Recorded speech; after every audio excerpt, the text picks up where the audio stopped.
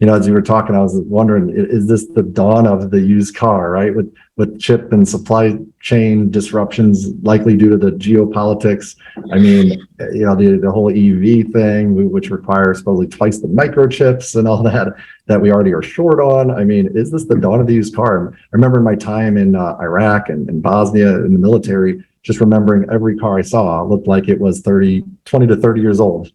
And I could see, is that the route we're taking here in America? Is that going to be the situation? What are your thoughts on that? Well, we've been in the era of the used car, and we saw used cars become an appreciating asset, which nobody thought possible. Right. But they are. And again, as new vehicle prices increase and now interest rates have more than doubled, and it takes 18 months for a Fed rate hike to work its way all the way through the market.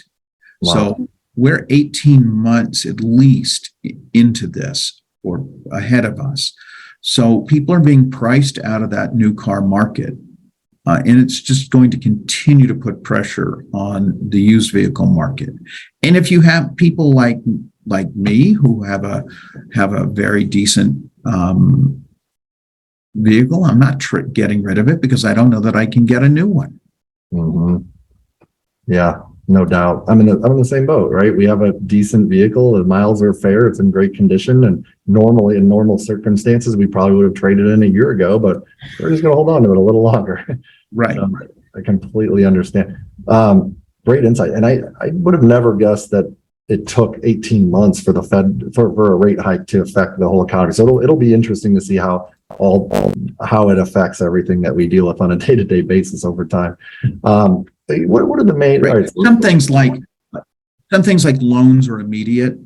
You see what's happened with mortgage rates. They doubled in a year. People know what car loans are doing if they can even get a car loan. But it takes a long time for rent increases to work their way through and other things. True. So buy everything you want to buy now, people. All right. So what's the main? All right. Let's switch gears a little bit, and definitely interesting times and things that business owners need to be aware of and plan for. So thank you for sharing all that, Bob. As it relates to the as it relates to the NIADA boardroom or Zoom rooms as of late, what are some of the main topics of conversation? So we're talking about the Federal Trade Commission's safeguards rule that go into effect on December the 9th. And those are going to, every dealership is affected by this, and dealerships that have more than 4,000 customer identifying records. That's not sales. It's anything customer identification related. Wow. Have more hoops to jump through.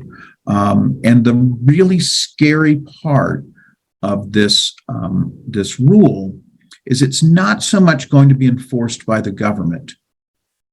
It's going to be enforced by trial lawyers should there be a breach. And if you didn't have your plan and you didn't follow it, you could be facing a class action lawsuit. Yikes. So, yeah, it's very scary. I know that we have materials.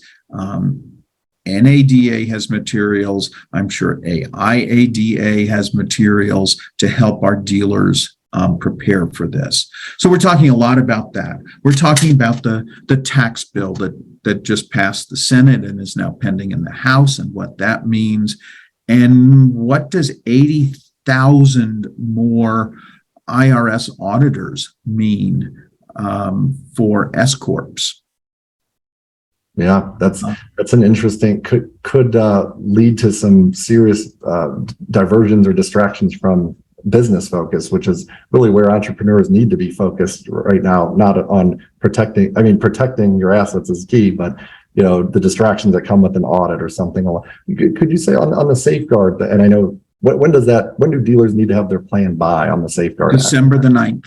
Okay, gotcha. And what are some of the biggest risks that they could face if they don't have a plan? What do they Well, need? the rule requires, and this rule has been in place for financial institutions. It is now expanded to anyone who collects identifying information about consumers, our dealers. They have to make sure that they have to have a qualified individual. They have to do training. They have to have response plans.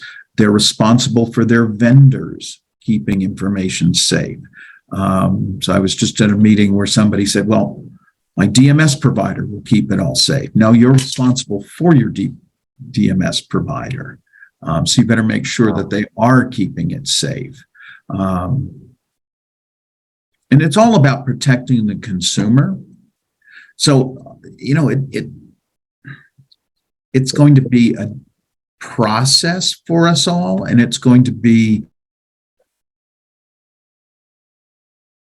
somewhat challenging to get that process, but the goal is good. We don't like more time because I don't think anybody paid attention to it but December 9th is coming up on us quickly. And it's not like you're going to get shut down, but if you don't have your plan or you're not developing your plan and something happens, you could face serious challenge. Yeah, I think a lot of the software companies out there need to be very leery of that and adapt accordingly. I remember in my tenure with DriveCentric CRM, the first conference we went to was a driving sales event, I believe, and then there was a lot of Canadian dealers there, and it was interesting when they started bringing up the castle laws they have up north and how it was, which sounds similar to this one, where it's very, very strict around who you can call after how much time in your database. And so it sounds like this is really critical for making sure. Well, this is more about protecting data. So if you collect a driver's license, because someone's going to go on a test drive, how are you protecting that driver's license that it isn't going to be stolen or credit information or any identifying information of a consumer has to be protected. And we know that there are no goodniks out there trying to hack everybody to get this information. So again, the goal is good, but it's one of those, there's going to be a lot of pain between now and December the 9th. Maybe you can pull some of your political strings and get this to where it's not enforced by trial lawyers. That would be great, Bob. We'll cross our fingers. I think that ship has sailed. Okay, we're too late. Well, Bob, where do you see the future of the used car market over the next 10 years as gas gets phased out, if gas gets phased out? I don't believe gas is going to get phased out. I do believe the government has its thumb on the scale. And it's definitely tipping toward electric. I think if the marketplace was allowed to sort itself out, that we might be looking at more hydrogen or compressed natural gas. But up until the Obama administration started putting limitations on drilling, we had gone from an oil importing country to an oil exporting country. And in fact, at the end of the Bush administration, the W. Bush administration, we were producing more oil than Saudi Arabia and Kuwait combined. Wow.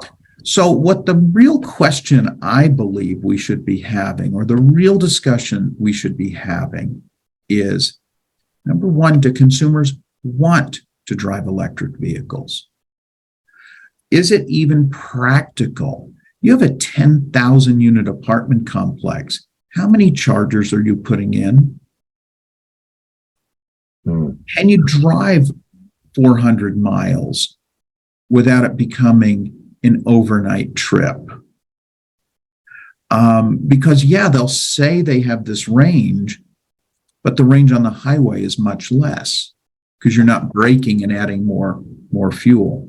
And then the other thing that happens with electric vehicles is a lot of the premise on